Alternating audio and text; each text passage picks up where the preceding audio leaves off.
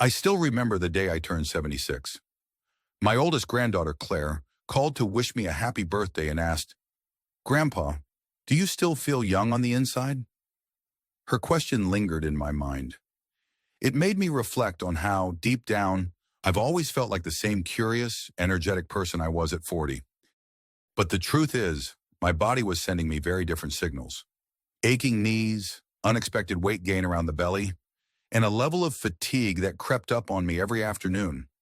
It felt as though my body had changed into something unrecognizable, and I was just along for the ride. I'll never forget one particularly humbling afternoon. I was taking a walk through the park, a place I've loved since I was in my 30s. The wind rustled the trees in that comforting way, and the laughter of children on the playground brought back sweet memories. But after only a few minutes of strolling, I had to sit down. My legs felt heavy, my lower back ached, and I was breathing harder than I should have been. A pang of embarrassment washed over me. Here I was, a man who once trekked through forest trails without a second thought, now gasping for breath on a simple path around the duck pond. That moment woke me up. I realized that if I didn't do something, I could lose the lifestyle I've treasured all my life. Those walks in the park, visits to the farmer's market, playing with my great-grandkids. The fear of losing my independence, of losing the ability to enjoy life on my own terms, got my attention. And I think it's a fear many people in their senior years share. It's not just about looking good, it's about preserving our dignity and the small pleasures that make life worth living. I decided to start digging for answers. After reading countless articles and talking to others my age who seemed sprier than I was, I kept hearing about one approach, a low-carb diet. It was surprising, even a bit contrary to what I believed for years. Weren't we always told carbs were essential for energy? But I felt a growing excitement, a sense that maybe I'd stumbled upon something that could restore a piece of my younger self. Now let me be clear, I'm not saying cutting carbs is the only path, nor am I claiming to be a doctor. I'm simply sharing what happened when I decided to adjust my eating habits at age 76, and the results have been eye-opening. In the next several minutes, I'm going to tell you about 5 specific results you should expect if you decide to try a low-carb approach in your senior years. Some of these outcomes might surprise you. One in particular, the very last one, completely changed my energy levels and the confidence I feel day to day. It's something I almost never see discussed, yet it's made a difference in everything from my morning routine to how I spend my evenings. By the time we're done, you'll have a vision of what life could look like if you embrace this shift, and it might just inspire you to take your own first step. Before we dive in, let me share a small credibility marker.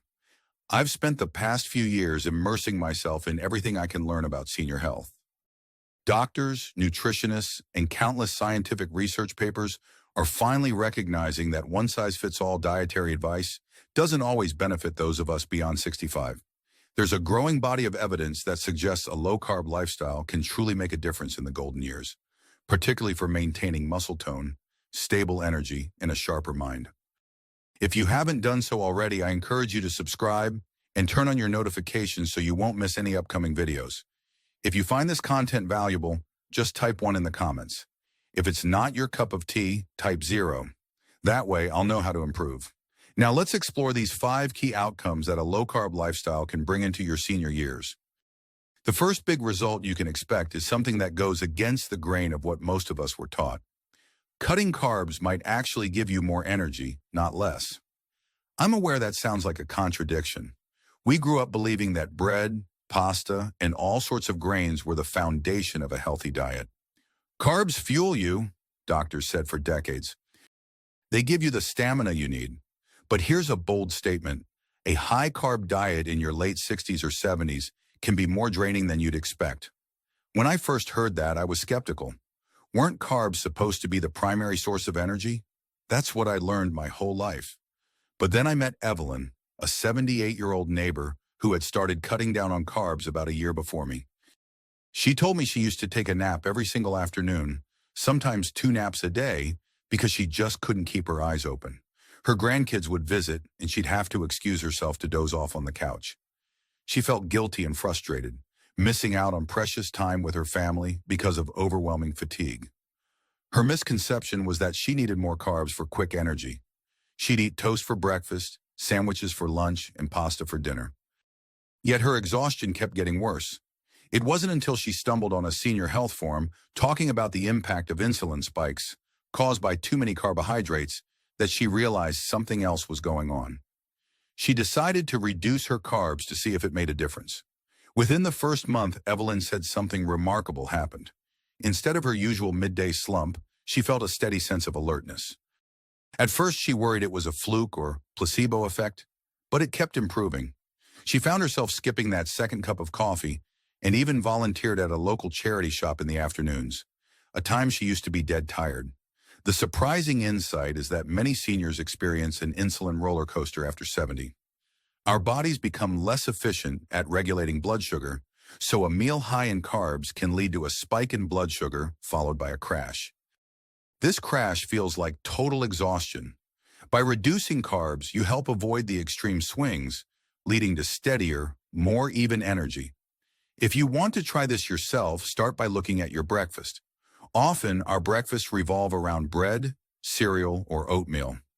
Foods that might set you up for a mid-morning crash. Instead, aim for a plate with protein, like eggs or cottage cheese, and healthy fats, like avocado or a small handful of nuts. This approach keeps your blood sugar more stable, so you avoid that need-to-nap feeling come early afternoon. The emotional benefit here is enormous. Imagine getting through the day without feeling that dragging sense of fatigue, confident enough to pick up the phone and invite friends over without worrying about whether you'll be too tired. It feels like reclaiming a piece of your vitality, and that does wonders for your sense of independence and pride. Now let's move on to the second result you can expect, one that almost nobody talks about when it comes to low-carb eating, but it can be life-changing for seniors. It has to do with joint comfort, or more specifically, reducing nagging aches and pains that we tend to chalk up as just part of aging. We're told that as we get older, our joints naturally wear down. That's it. Accept it. But here's another bold statement. A significant portion of senior joint pain isn't just about aging. It can be amplified by chronic inflammation. And guess what can contribute to that? High-carb diets. I don't mean to say that carbs are evil, but when we overconsume them, particularly refined ones, our body may experience more inflammation.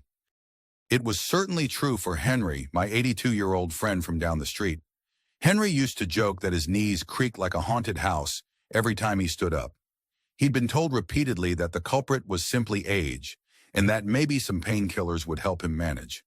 The common misconception, he believed, that the pain was inevitable and had nothing to do with what was on his plate.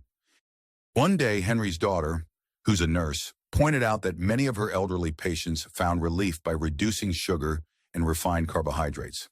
Henry, being a skeptic, didn't buy it at first. Still, he decided to give it a try, mostly out of desperation. He cut out most breads, sweets, and pastas, focusing on vegetables, lean proteins, and a little fruit. It wasn't overnight, but after about 6 weeks, he noticed his knees were less stiff in the mornings. Standing up from his favorite recliner didn't feel like a feat of engineering anymore. He mentioned it to his doctor, who remarked that lower systemic inflammation could indeed be a factor. The insight here is that carbohydrates, especially refined ones, can elevate your blood sugar repeatedly throughout the day. Your body in response produces more insulin.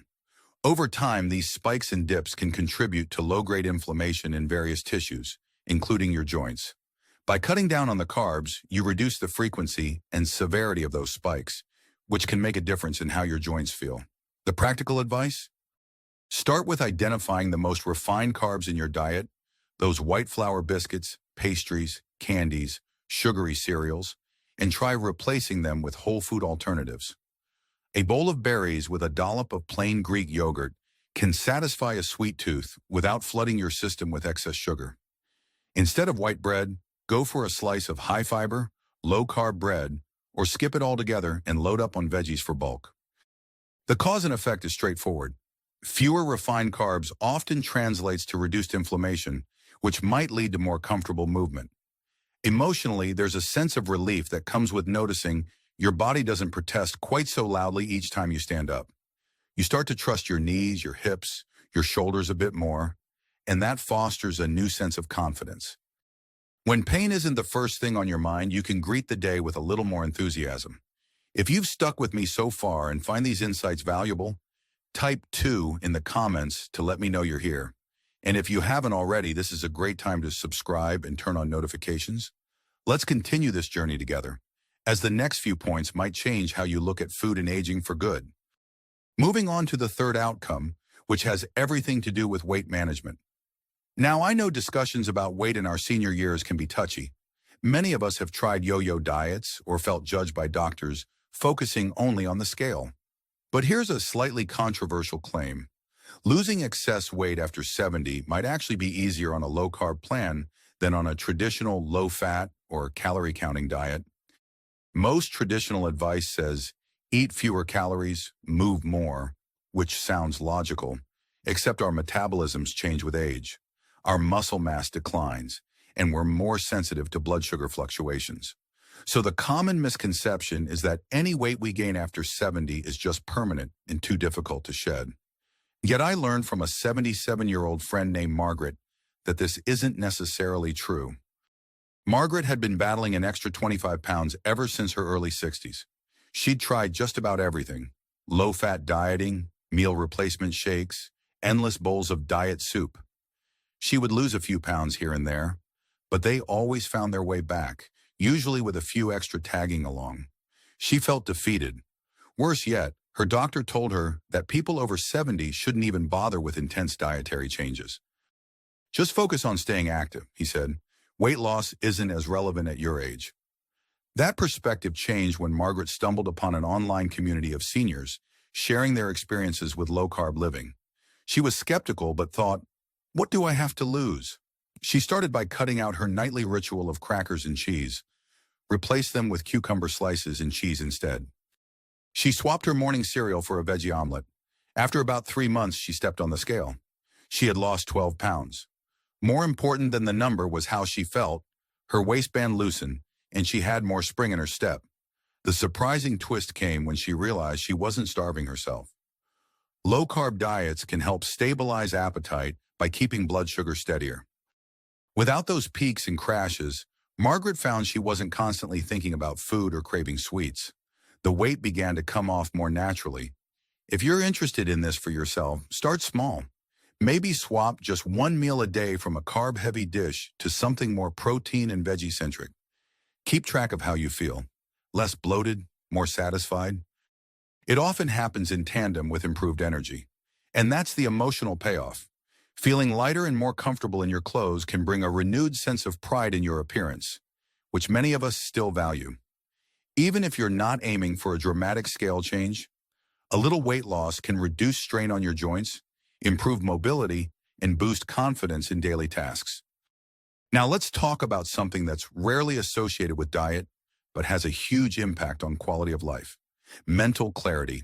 That's our fourth result. We're told to accept that senior moments and foggy thinking are inevitable. And yes, some forgetfulness is part of the normal aging process. But here's a bold statement. Your brain might function better on fewer carbs. It sounds odd because we've been taught that our brains run on glucose. But in reality, the brain can also use ketones, produced when you limit carbohydrates, as a highly efficient fuel source.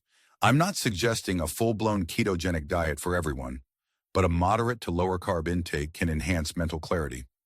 I saw this firsthand with my friend Barbara, who's 80 and used to complain about feeling fuzzy in the afternoons. She'd lose her train of thought mid-sentence. It really got to her sense of dignity. She'd been a school teacher and prided herself on her quick wit and mental sharpness. The common misconception that once you start losing focus in your 70s, it's all downhill from there. Barbara heard from a cousin that shifting to a low-carb lifestyle improved her cousin's ability to concentrate. Skeptical but curious, Barbara tried reducing her carb intake, especially at lunch. Instead of a big sandwich or a pasta dish, she had grilled chicken breast on a salad with extra virgin olive oil. Within about 2 weeks, she noticed that the afternoon fuzziness wasn't as pronounced. She started finishing her crossword puzzles again, even tackling her old Sudoku books. The surprising truth is that a carb-heavy diet can lead to spikes in blood glucose, And when these levels dip quickly afterward, it can leave you feeling sluggish or unfocused. By keeping carbohydrate intake at a moderate level, you avoid those crashes, potentially giving your brain a more stable environment. If you want to test this out, try paying attention to what you eat before doing a mentally demanding task, like reading a complex article or managing your finances. Notice if a lower carb meal helps you stay focused longer. That's a simple experiment you can do at home. The emotional benefit is huge. Regaining a sense of mental clarity can make you feel more self-reliant, less forgetful, and more engaged with the world around you. It rekindles that sense of pride in your own intellect, proving that age doesn't have to define your mental sharpness. Before we go any further, if you're still watching and want to show your support, type 4 in the comments. And if you haven't subscribed or turned on notifications yet, I encourage you to do so. Your engagement helps me continue to share these insights.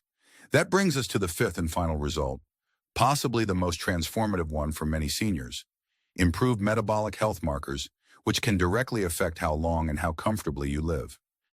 We're constantly hearing about cholesterol levels, blood pressure, and blood sugar numbers. Doctors remind us that after 70, these markers can get tricky. But here's a statement that may raise some eyebrows. Managing these markers might be simpler if you reduce carb intake. Many of us think medication is the only route, but dietary changes can play a massive role. One story that perfectly illustrates this is from George, a 76-year-old man I met in a local fitness group. George had been on medication for high blood pressure and borderline high blood sugar. He felt like he was in a losing battle. More pills, more side effects, and more out-of-pocket expenses. The common misconception George believed, that there was nothing he could do except follow doctor's orders and hope for the best. Then a friend told him about focusing on low-glycemic, low-carb meals. George approached the idea cautiously, but he took the plunge. Over a few months, his routine blood tests started showing better numbers. His fasting blood sugar dropped from a borderline diabetic range to something his doctor felt much more comfortable with. His blood pressure readings also improved, enough that his physician reduced one of his medications. The key truth here is that by limiting high-carb foods, you reduce the likelihood of chronic spikes in blood sugar, which can contribute to a host of problems including type 2 diabetes and cardiovascular issues. When your body isn't constantly flooded with glucose, it's easier to keep those health markers in a safer range. If you're considering this path, talk with a healthcare professional, especially if you're on medications, because dietary changes can affect how your body responds to certain prescriptions. A simple, practical step: start checking nutritional labels to see how many carbs are in your go-to foods. You don't have to eliminate every carbohydrate, just be more selective. Focus on nutrient-dense carbs from non-starchy vegetables and moderate amounts of fruits like berries. The emotional payoff is enormous. There's a profound sense of accomplishment in seeing your numbers improve. It's not just about living longer, it's about living better. You gain the confidence to enjoy traveling, social outings, and those special family moments without the constant worry of health setbacks. It feels good to know you're taking proactive steps, proving to yourself and others that you still have a say in how your body ages. Now that you've heard these 5 results, from more energy to joint comfort, weight management, mental clarity, and improved metabolic markers, I want you to imagine how your life might look if you experienced even 1 or 2 of these benefits. Picture waking up with that subtle buzz of vitality. Feel the difference in your knees as you head down the hallway, or the lack of brain fog when you try to recall someone's name. Think of the pride you'd feel when your doctor says, "Whatever you're doing, keep at it." We've covered a lot, but let's tie it all together into one unified message. Adopting a low-carb approach isn't a magic bullet, and it's certainly not the only path to better senior health. However, for many of us, it can be a powerful tool that challenges old misconceptions about aging. We don't have to accept declining energy, constant pain, and a foggy mind as the new normal. What I've shared with you today could transform your later years if you're willing to take action. The biggest mistake, in my experience, is learning something new and then doing nothing about it. We can all nod our heads and say, "Yes, that sounds great." But true change requires a decision. It requires the willingness to experiment, to try replacing a carb-heavy breakfast just once and see how you feel. A small shift can grow into a complete lifestyle overhaul if you let it. Take a moment right now and think, which of these 5 outcomes resonated the most with you? Was it the idea of finally breaking free from the fatigue that forces you into naps? Was it the possibility of easing chronic pain and inflammation so you can move more freely? Maybe you're intrigued by the idea of feeling more mentally sharp or seeing those health markers improve so your doctor raises an eyebrow in delight, not concern. Or perhaps weight management stands out as an area you'd love to tackle again, but in a way that's less punishing and more sustainable. If you feel any spark of excitement at the thought of these changes, consider taking one small step today. That might mean going through your pantry and setting aside the most carb-heavy foods to donate or discard. It could mean adding more non-starchy vegetables to your next meal, or simply reading more about how seniors are adapting to a low-carb lifestyle. The point is to start, even if it's just one foot in front of the other. I'd love to hear from you in the comments below. Share one thing you learned today and how you plan to use it in your life. When I read your comments, it truly motivates me to continue sharing insights that can help. And don't forget to like this video, subscribe, and hit that notification bell if you found this helpful. You never know whose life you might change just by passing this information along. When you take charge of your health, even at 70, 80, or beyond, you're proving that age is just a number. Our later years can still be a time of growth, discovery, and yes, transformation. Adopting a low-carb lifestyle opened my eyes to what's possible, and I hope this conversation has done the same for you. So here's to your continued journey. May it be filled with energy, comfort, confidence, and pride. I look forward to seeing you in the next video, where we'll dive even deeper into living life to the fullest, no matter your age.